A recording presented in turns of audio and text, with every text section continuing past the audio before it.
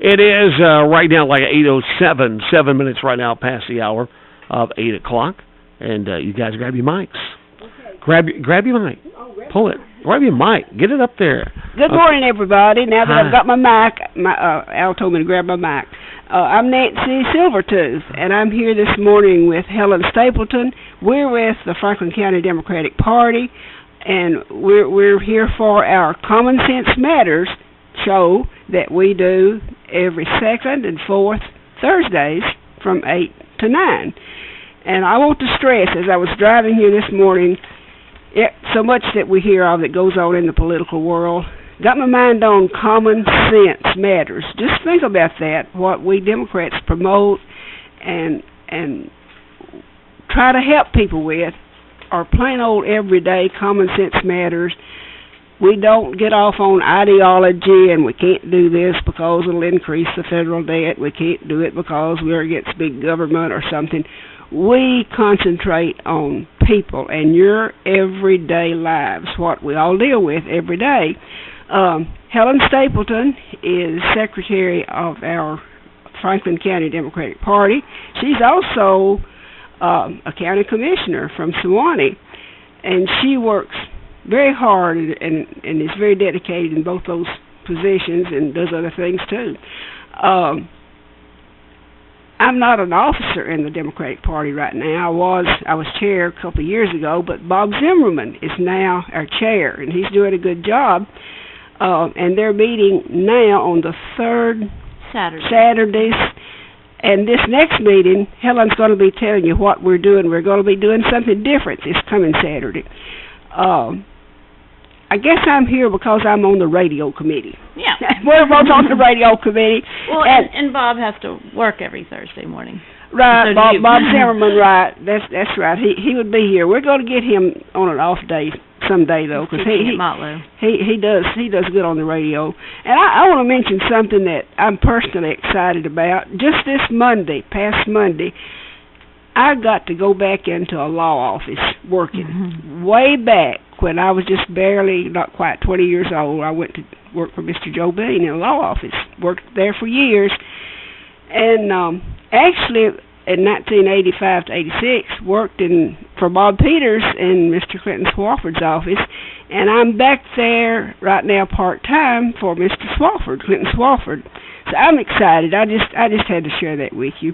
And I may slip out just a few minutes before 9 to go to work. Yeah, we're going to miss that. Yeah, we're gonna miss that. I love it. It's just like going back home.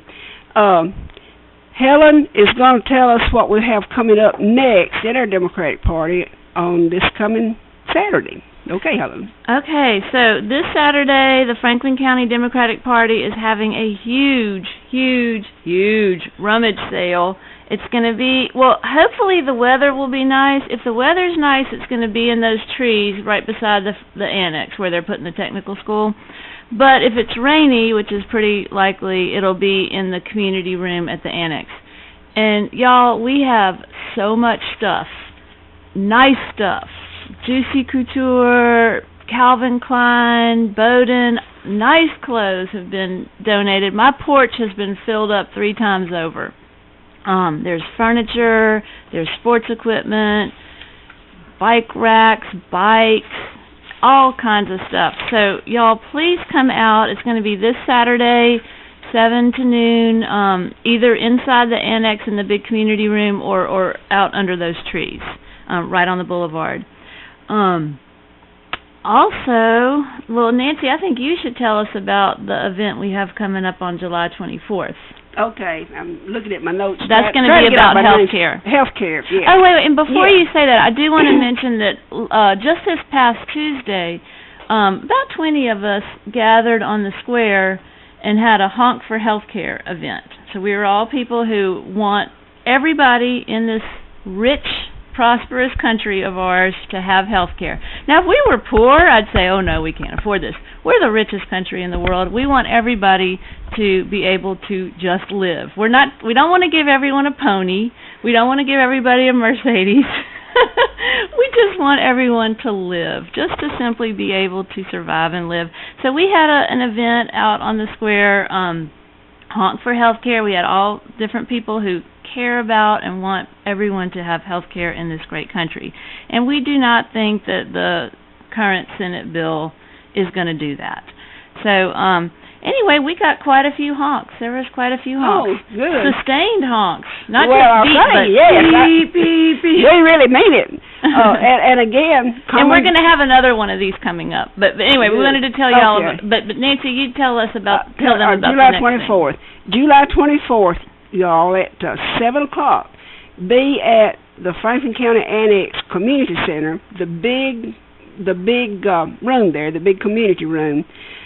At 7 o'clock, we're having a healthcare panel, and you know, when you think you've heard, and I thought this myself, when Sandy Rice, she's a retired nurse practitioner, she specialized in oncology, I believe, and Helen, you know her better than I do, but she's very impressive.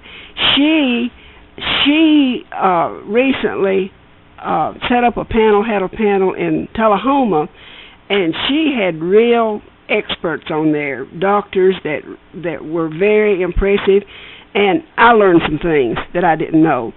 So I want y'all to come. She has lined up for this panel. Sandy lined it up on July the 24th. She has Dr. Garrett Adams, who actually established the Beersheba Springs Medical Clinic, and Helen just told me that her mother-in-law works for him one day a week, and it's a free clinic. It's a free clinic, 100% free clinic in Beersheba Springs. And he is connected with PNHP. That's National Health Program.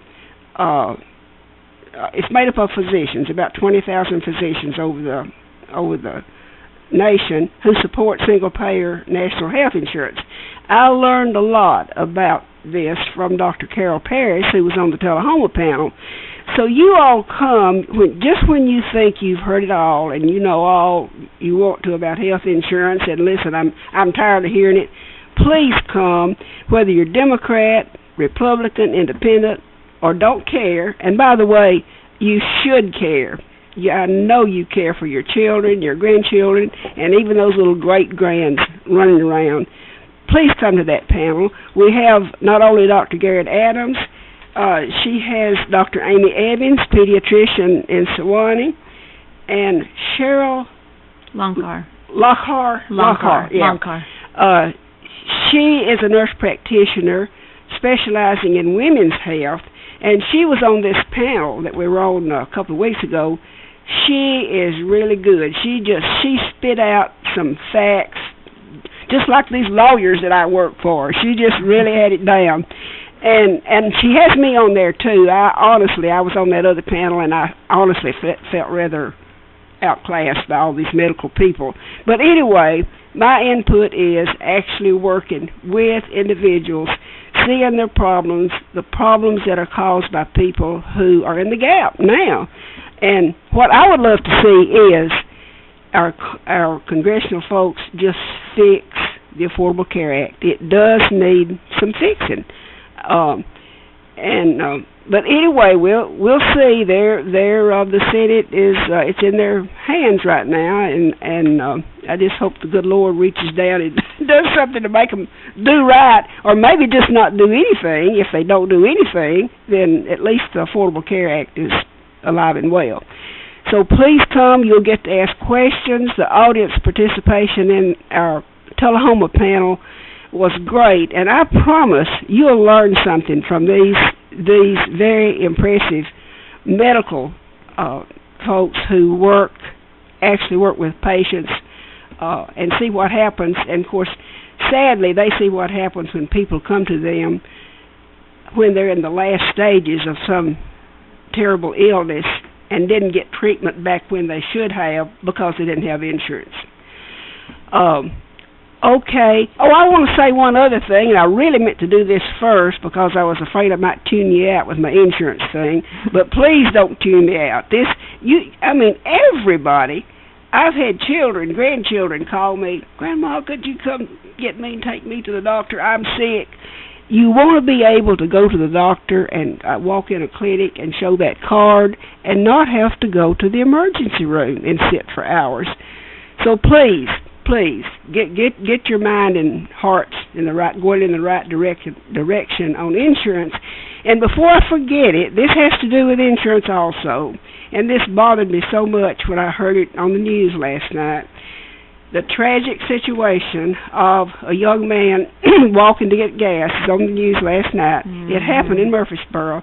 He'd run out of gas, he and his girlfriend, and he was walking along the shoulder of the interstate to get gas to a gas station, and he was struck and killed. And that reminded me of, I hope you all realize that your vehicle insurance policies probably have emergency road service. I actually, by accident, discovered that mine did, and under that emergency road service, you've got a number, they'll give you a number. Look it up. Look at your policy. If you don't have that emergency road service, or AAA that you can call your agent and get that emergency road service. They'll come if you run out of gas, if you have a flat, if your car won't start, your battery's dead, you need to be jumped off, anything, call them. That happened to me in Columbia, Tennessee a couple of years ago. I had gone to an all-day training session there and got in my car that night, and it was dead. I think I'd left my lights on. That's what I'd done. But anyway, I called my insurance number, and sure enough, it was about 30 minutes, but this little man came and jumped me off. And that can save your life. Have your if you're going to be out traveling, have your cell phone and have it charged up. Have that number, have that insurance number. And by the way, look at your policy or just call your agent. The easiest thing. If you don't have that emergency road service, please get it.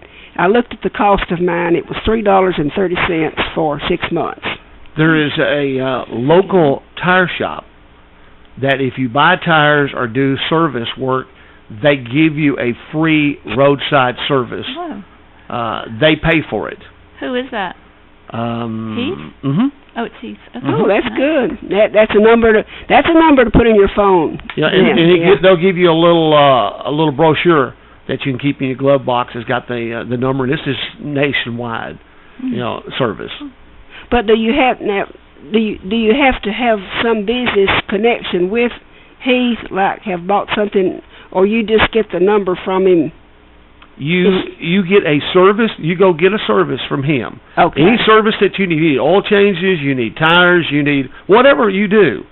It's a service that they provide to all their customers, and they pick up the tab on it, and you've got it. That can be, and of course not just the incident that we heard about last night, but we hear of many incidents actually of people out changing a tire beside the road and somebody getting hit and killed, and this insurance thing just went to my mind when I heard that.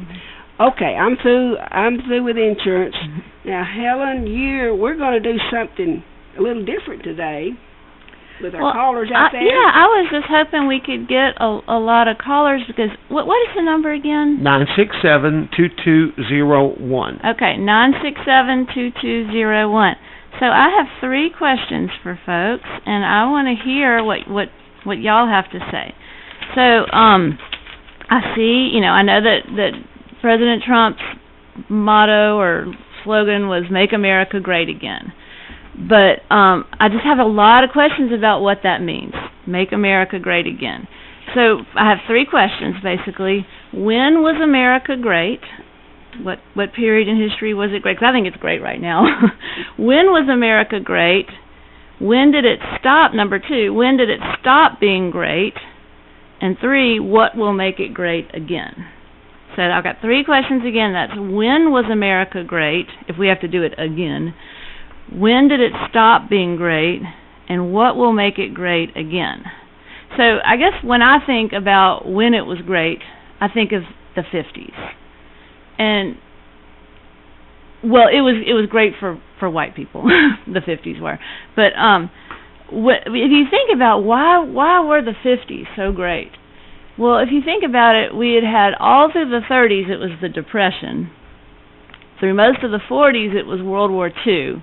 So there was a lot of suffering And then, boom, all of a sudden the 50s come, and there's no depression, there's no war. Life looks pretty amazing, you know, looks pretty good in comparison to what everybody had been through before. There were also all these new inventions because all this technology came out of World War II. You know, we got nitrogen fertilizer from, you know, they were experimenting to make bombs with nitrogen, and they came up, oh, well, we got furniture, so now we can grow all this food all of a sudden. We've got vacuum cleaners all of a sudden. We've got dishwashers all of a sudden. So, like, all of a sudden, you know, you've been through this war, this depression, and now you've got a machine doing your dishes for you. Life just must have seemed wonderful. And then when you think about, like, how at least my family lived in the 50s, we had one car, we had one phone, one TV, maybe one vacation a year, and that was considered really good. One bathroom, you know, a family of, well, I wasn't born yet then, but, you know, family of 5 with one bathroom. We were a family of 6. So everybody seemed like they had a lot, but when you look back on it now, you would say, oh, a family of 6 with one bathroom, one phone, one TV, one car. So everybody was able to meet their need. You know, my daddy worked, my mama stayed home. There was a hot meal on the table every night. I mean, I wasn't alive in the 50s, but, you know, at least in the 70s when I was growing up, we still had that hot meal on the table every night because Mama was home. She didn't have to work. She was there to cook a good meal for us every night. She was there to do everything that needed doing. So I can see why people look back on that fondly back then. But that's hard to recreate now, that life, because we're so spoiled now, right? I mean, we want more than just one phone. We want more than just one car. A typical family does. So, I don't know. So I just wonder, like, what is he meaning by "Make America Great Again"? Is it because is he want to go back to a time when there wasn't immigration? Because there's always been immigration. We've always, since the 1700s, had waves of immigrants coming into our country, sometimes more than others. Sometimes it was a big wave from China. Sometimes it was a big wave from Eastern Europe. Sometimes it was a big wave from Germany, Italy, Ireland. I mean, it's been different ways, but we've always had waves of immigration coming in. Is that a caller? Oh, okay. So anyway, I know that motto, "Make America Great Again," resonates with a lot of people. They love it. They think it's great. What does it mean to you? I'm genuinely curious. I'm not like trying to put it down. I just wonder, what does it mean to you, and how would we make it great again? Like, and for other people, maybe the 50s wasn't your time when it was great, because I know that for black people, it was not a great time. For women, it wasn't. Of course, I'd love to just be a stay-at-home mom. I think that would be awesome. I'd love to go back to that. Just cook all day, because I love to cook. But anyway, if there's any callers out there who want to tell me what you think that means and why that resonates with you, why you like that idea, and you know, what do you think he meant by that? I don't know. He never really fully explained it. What do you think, Al? What do you think "Make America Great Again" means? That's a really tough question. You know, I think, you know, I guess my thought is that we have spent too much time in our country trying to meet somebody's standards. Somebody's said this is what it takes to be great, instead of going back and educating people like maybe we used to do. Instead of educating people to pass somebody's expectations, going back to teaching people how to live, you know, and not how to pass a test, you know, type thing, you know, and teach people how to work with their hands again, you know, and you know, maybe bring some kind of manufacturing boom back to life yes, again. That is something that would definitely make America great, is to bring our manufacturing back from overseas. I am all for that. Okay, do we have a caller? Yep, good morning. Good morning. Talk to us. All right, you took the thunder from me here. With a couple of things. You're right on the manufacturing. I mean, that's 50s, 60s, and 70s American-made product. That's true. And then we sold it to our people, and we sold it export. So, I mean, you got to bring manufacturing jobs back. People get out here and work. We got too much welfare. People are just waiting on their checks. You got to be able to have the manufacturing jobs to get people back working. And manufacturers, look, they left America because labor rates and wages and benefits. And again, so that you get back into the health care and the health insurance. That's why they left to begin with. Went overseas. So you think we should just pay workers less then? I'm sorry? Do you think we should just pay American workers less then? I do. Okay. All right.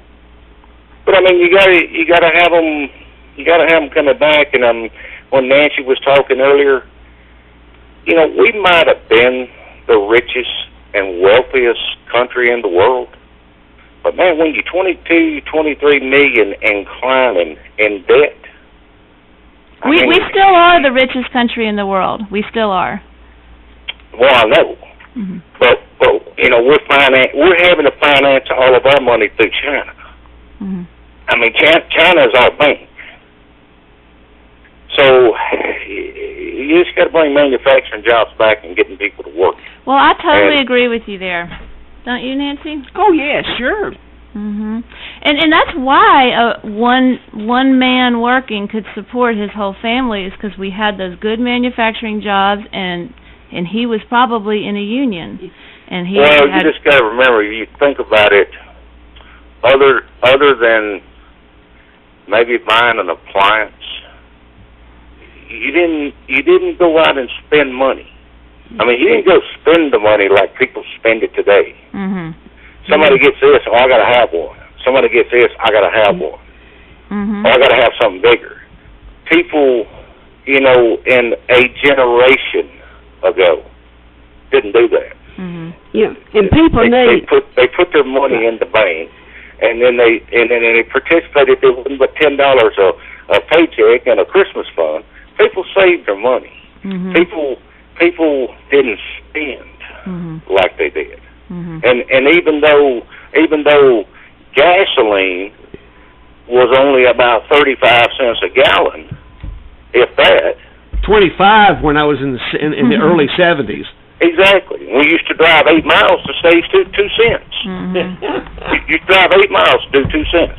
All right. So then you come in and a new car and a new house. I mean, I bought my first house in the 70s, in about 75, and it was $13,200.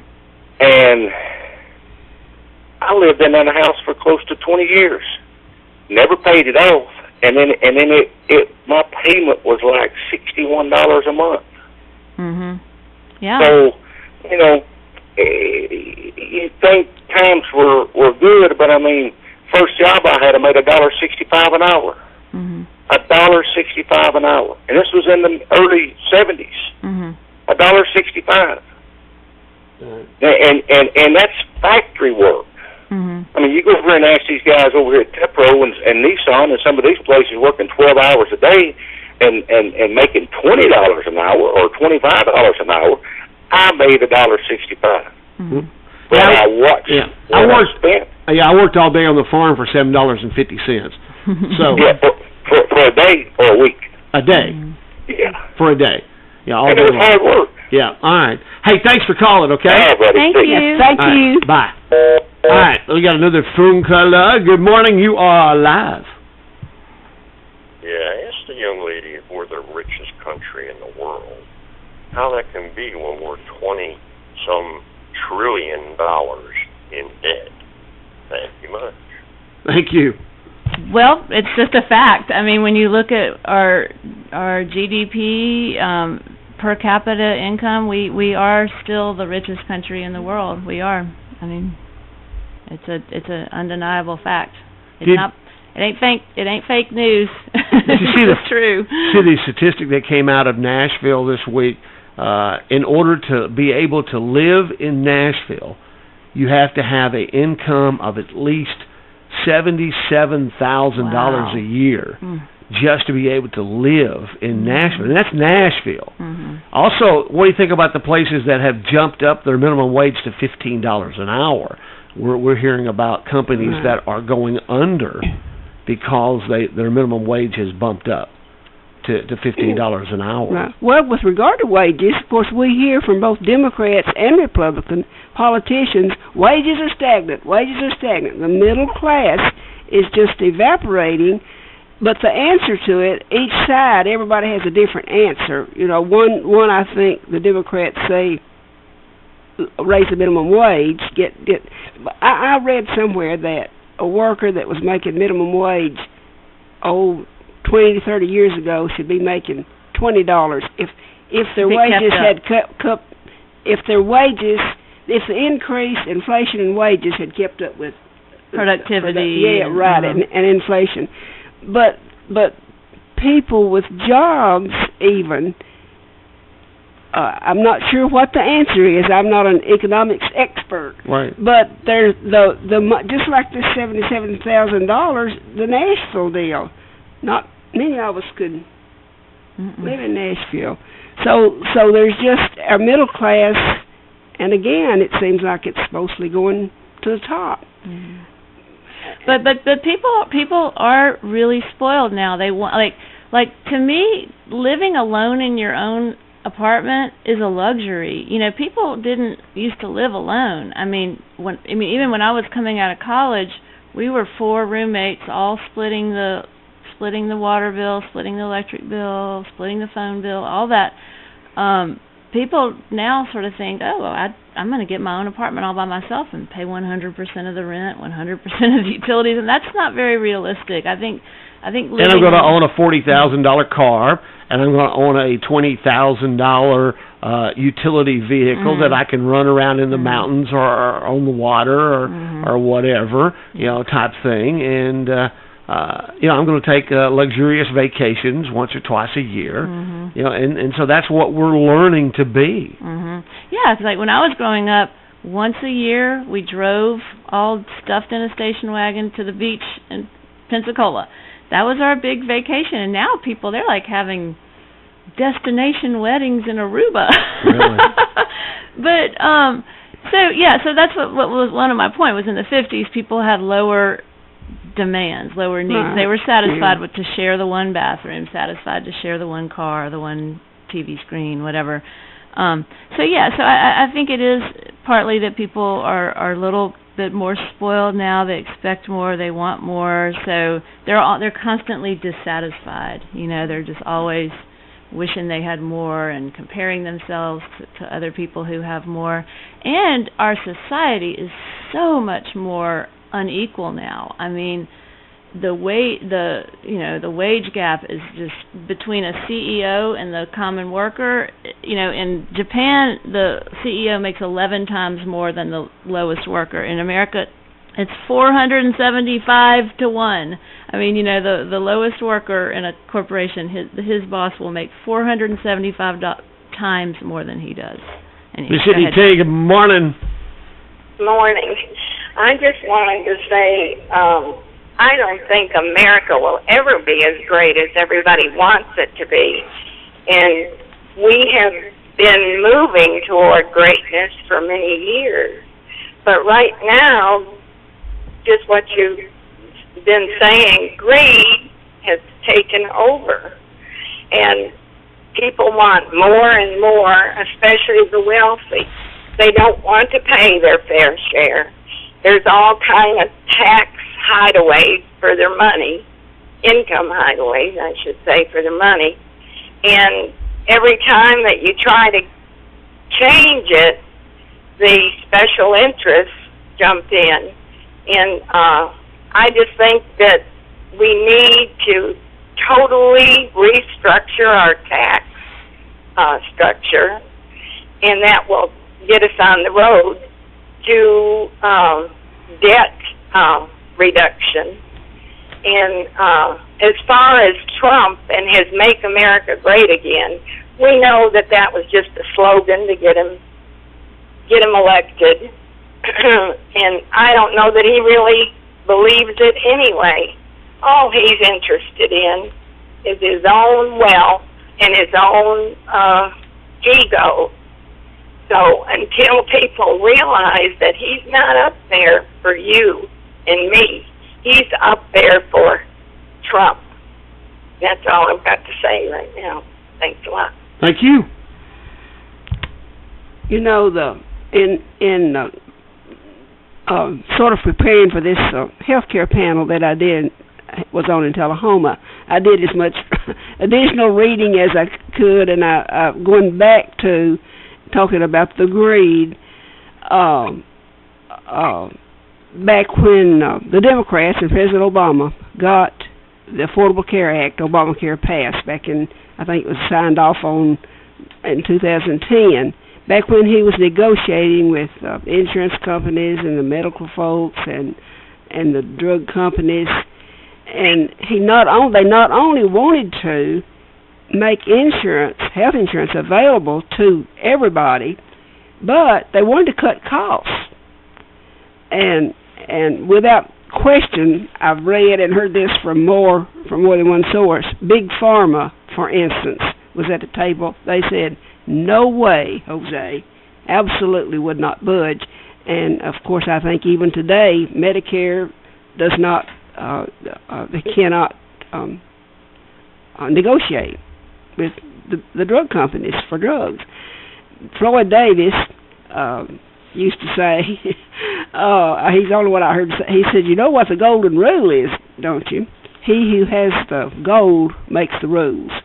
And that's pretty much what's happening up there. The powerful with money are ruling, and plain old greed. And as Helen was pointing out about, it's not only drug companies, but the CEOs now that make these enormous sums of money.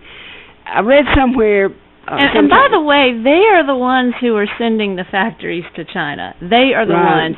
Okay, they want to make more money, so they want to basically slave labor force. They don't want to pay Americans, and they're the ones sending your jobs overseas. It's a CEO and a board of directors that are doing that. I mean, that's where that decision is being made. And I remember reading some time back that over the years, companies and CEOs were more, they felt more allegiance, I guess, to maybe their employees, their maybe just their customers in general. But over the years, somehow it shifted to they're totally feel they're responsible to stockholders, mm-hmm. and and for the benefit of their stockholders. Mm-hmm. And by the way, because they're profitable here in the U.S., but they're a million times more profitable if they're using a low-paid, labor force. So, they have to deliver that to their stockholders. So does that not come back to the old adage that we used to have: buy USA products? Yeah, and not definitely, and not other products, and that would maybe you hurt the pocketbook of someone. Then they got to rethink about where, even though they're getting it cheap labor, is it paying off for them? I try so hard to buy USA as much as I can, but there's very few, if you go to Walmart, you're not going to find hardly anything made in the USA. My mason jars are made in the USA. A few things, but it's really hard to buy USA. American Apparel is one clothing company, but I mean, it used to be marked. It used to be marked better than what it is now. Now it's not marked as well. So we've gone away from the overall campaign of buying. I guess another reason is you've got so many foreign countries also that have put manufacturing plants that are in the United States, which basically means it is an American-made product, but it's made by a foreign company. So you're kind of stuck, in between a rock and a hard place there, because you're buying America, but you're not. Right. So to speak. CDT, good morning. Attention, radio station owner or manager. Well, no.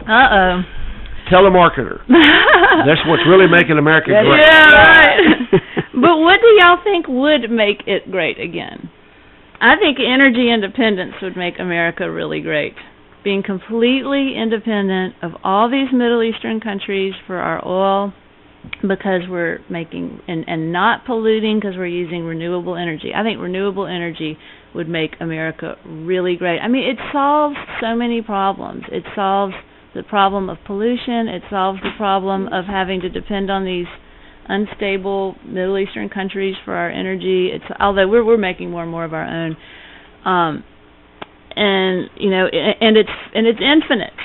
You know, we're going to run out of oil one day soon. So not soon, but you know, one day. It's a finite resource. So that I think to me that would make America great again if everyone could go see a doctor when they needed to before it's terrible and they're going to the ER. You know, my daughter has a friend who he has a full-time job, but it doesn't offer health insurance.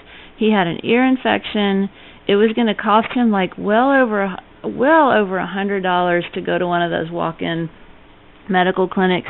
And so he was missing work, suffering with this ear infection and fever because he couldn't afford to go and get a prescription for amoxicillin, which would have just knocked it right out. And you know, so she happened to have a jar that she was prescribed but never ended up using, and she gave it to him. But I mean, it's just crazy that we live in a country where something as simple as an ear infection is can't be treated. But are we, Nancy, I want to listen to you. Are we still looking at, because it was the big scare a few years ago, we're going to socialize medicine in the United States. Is that still on the back burner as something that could be coming down the pike? Well, and is that a good or bad thing? It might be. I'm learning more about it. In fact, I wish I could remember just exactly. Should have written down. But single payer means the government is paying. Is the provider of the funds. It's not single provider. There's a big difference, y'all, between single payer and single provider. You can still have all these private medical practices, but instead of insurance companies profiting off of you, it's being the single payer is the U.S. government, and every country in the world is somehow well, obviously not the poorest countries in Africa, they can't afford it. But any country with any amount of money, and like I said, we are the richest, is doing this. They're doing single payer. Some are doing single provider too, like I think England. But most countries like France and Germany and others, it's single payer, but the private sector is providing the care, which we have that. We already have a robust, wonderful private medical system. It's the sticky point is who's paying for it. Right now we have mostly insurance companies dealing with that. That in this panel that I was on July the 6th, Dr. Carol Parrish with his physicians, PNHP, Physicians National Health Program, they're for single payer. But she explained and had the facts there how much more efficient Medicare is, for instance, and doing what they do. So Medicare,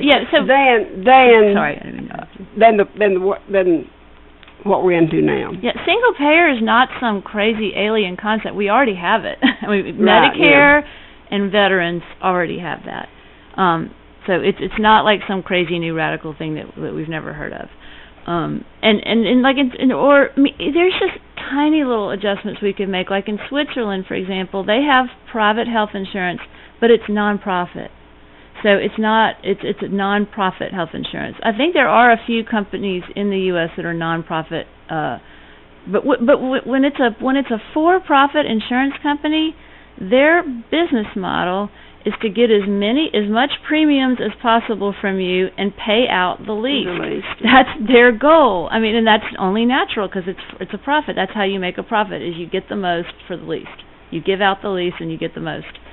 So, I mean, if we could even just make it so that insurance companies must be nonprofit, that would help the American consumer so much. We hear that, notwithstanding the scary tales that are put out about Obamacare. Oh, it's failing. The insurance companies are pulling out of markets. Companies are pulling out. And I read an article by someone who knows that, listen, don't feel sorry for insurance companies. They're doing just fine. They're making money. But, of course, as Helen points out, they want to make even more if they can. And they're so big. And I've mentioned this before. Let me point this out that I learned last year from Blue Cross Blue Shield. When Tennessee permitted Blue Cross Blue Shield to go increase its premiums by a large amount, of course, unfortunately, Tennessee is a state that doesn't seem to care if Obamacare fails. In fact, they help it along if they can. But anyway, when we started helping people with insurance last November, that was effective this year, we knew that Blue Cross Blue Shield rates had gone up. I thought, oh my goodness, these people that are very low income just won't be able to afford insurance. But I've mentioned this before. Blue Cross Blue Shield came out with a plan for low income people that's zero premium, costs them nothing, has a $20 deductible and $675 out of pocket maximum. So after their $20 deductible, they can get treatment. Now it goes up. They don't go up very high though in income until the deductibles go up. But up to about, for one person, I think up into the 20,000s, which is not much, 20 to 30,000 income even, which is not much, they can get. So I thought, well, Blue Cross Blue Shield basically put into effect sort of what Governor Haslam was trying to do with Insure Tennessee, because he, in his plan, he would have very low or no premiums, but we want some skin in the game. You pay some copay when you go to the doctor. So I sort of thought, way to go, Blue Cross Blue Shield, for a very low-income people, because there are lots of people around here not paying any premium for their insurance, but they are having the deductible and the out-of-pocket maximum. So, I feel like Blue Cross Blue Shield, from a business standpoint, wanted to hang in there, and so they made an adjustment. And of course, when your biggest Blue Cross Blue Shield or these big companies, they can basically do anything they want. Well, I have Blue Cross Blue Shield. That's what I have of Tennessee, and their premiums have not gone up at all. They've stayed exactly the same. That's what I have through my work.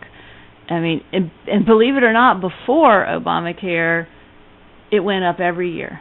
And then after Obamacare, I think it went up, like, since 2009, I think it's gone up, like, over that whole time, maybe $15 a month. But that's it. And $15 a month in 10 years. That's how much, or 8 years. Let me throw this out there to be helpful to people. 60 days. If you have a life-changing situation, you have a new baby, you get married, you get divorced, your spouse dies, sadly. I had that situation here just this past week. Many things that happen, you move from one county to another, many things that happen to you, you've got 60 days, a special enrollment period, you can sign up for health insurance through, quote, the marketplace. Otherwise, you got to wait until November the 1st when the next open enrollment period is.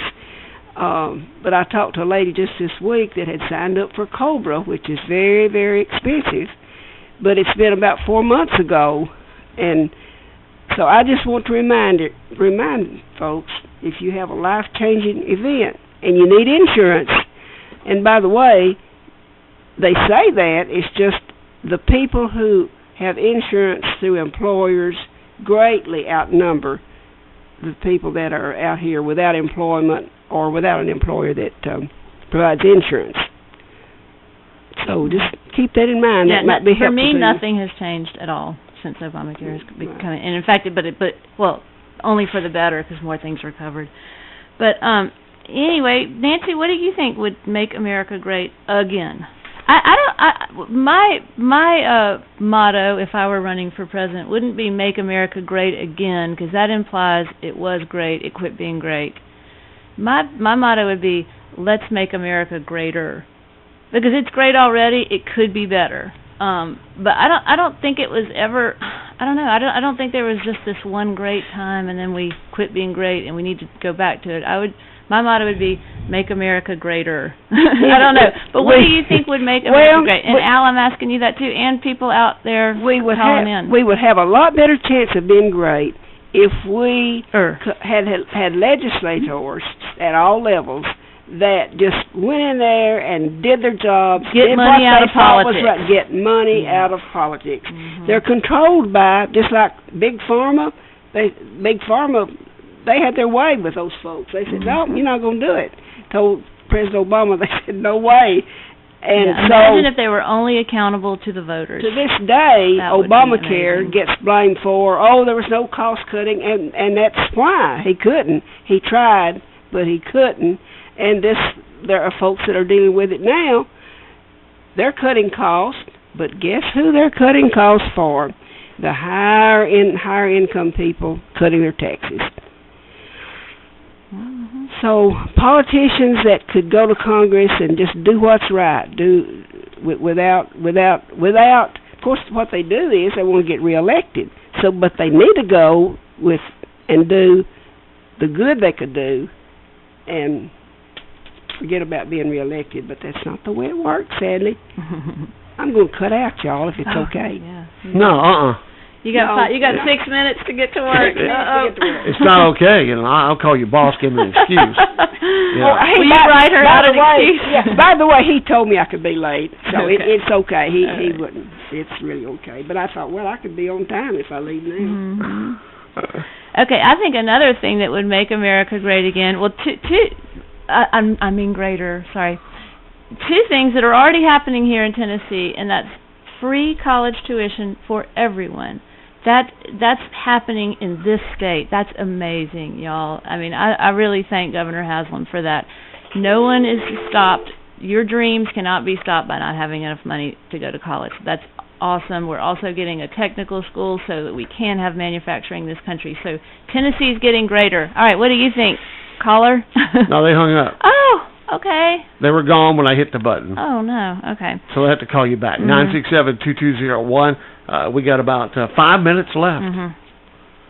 So two things that I think would make America greater would be having a trained workforce and have manufacturing and good manufacturing jobs here. And like I said, Franklin County is making a small step in that direction by having that new technical school that's coming, and the fact that anyone who is studious enough but doesn't have the money is not going to be stopped by that. They can go to college, and Tennessee's a leader in that. Okay, we got a caller. Let me see you, Tay. Good morning. Yes, what makes America great again is not having a hitter in office right now. Repeat that again. Not having a hitter in office right now. What? That makes America great again. Oh. Okay. Not having Hillary. So we've already achieved greatness. Okay. Well, all right. Actually, the other problem I got is the people have lost interest in our government. They've lost. I think they've lost their thinking the government is there to help people. So they have kind of lost interest and realized that what they're doing is shooting themselves in the foot, because they're not going out and they're not seeking the candidates for office that are like-minded to what they think should be in this country. Like an example is that early voting starts tomorrow for our city elections that are coming up in August, and we'll have such a low voter turnout that a person can get elected or reelected maybe as little as 200 votes. and that by far is representation in our area That's the people. Yeah, it is. I think it's really down at the city and county level where elected officials are truly accountable to the people. They really are, and they really are trying, I think, for the most part, to do what's best for the people. They're not, we're not. I'm a county commissioner. I know no big donors are trying to buy me out or anything like that. I mean, I'm 100% self-financed, not getting any big donations from anybody. So that's why I think city government is so accountable.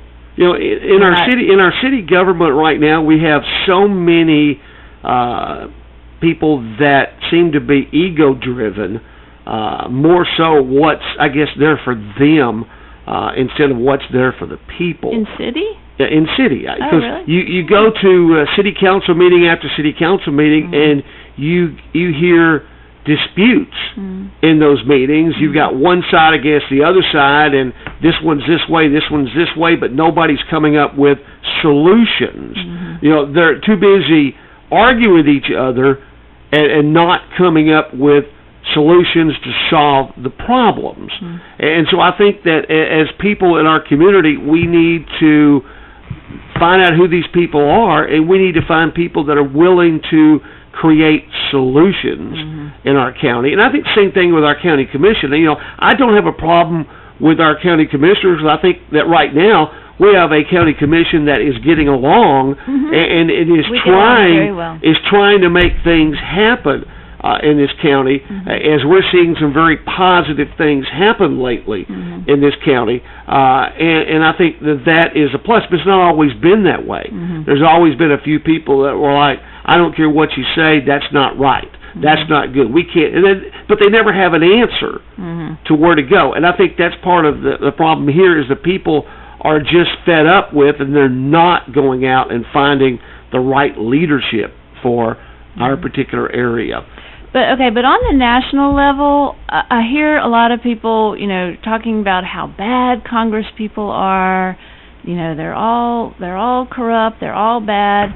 Well, what I think is they're good people who got corrupted by a bad system. We have a bad on the national level. To run for U.S. Congress or senator, you need to fundraise about $40,000 a day. That's what you have to fundraise. So anyone, the purest, most noble, honest person, if you have to make $40,000 or raise $40,000 a day, you are going to make a deal with the devil somewhere along there. So it's a system that corrupts people. And so if we had campaign finance reform where we're not term limits. No, so not if you're not there forever, you're not getting. You don't have as much time to corrupt these people. Anyone even in a 2-year term is. If you have to make 40, suppose you had to call people and get $40,000 a day, wouldn't you eventually have to let some bad person advertise on this radio that you don't agree with? I don't think it's term limits. I think we need that experience. I know in the county commission, oh my God, when I look at people like David Eldridge and Barbara Finney and people who've been in there a long time, and Johnny Hughes, I seek their advice. We need that longevity. I think what we need is to not have our legislators having to raise so much money. It's the money that is corrupting them. If they could just if we on had the local level, reform, on the local level, you don't have that issue. Right. But you're talking state level, and you're talking national level, and these people are spending all their time trying to find money. And if they're only there, it's like governors. Governors that only can do 2 terms, and that's it, and they're out of there.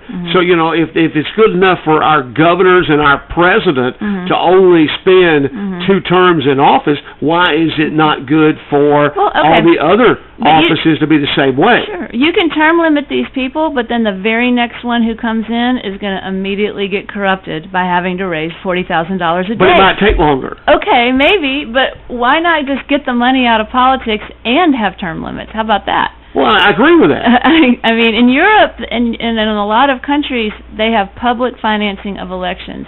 And so whoever has the most support, in either party, they're allowed to spend so much each, an equal amount, and then they're only arguing on their merits and on the issues. It's not who raised the most money and who can put out the most bumper stickers or signs or it still should be merit no matter how much you spend. No matter how much you spend, it still should be on merit. Yeah, the people should see through money. They don't, though. It's almost always whoever spends the most money is who wins. That's always what happens.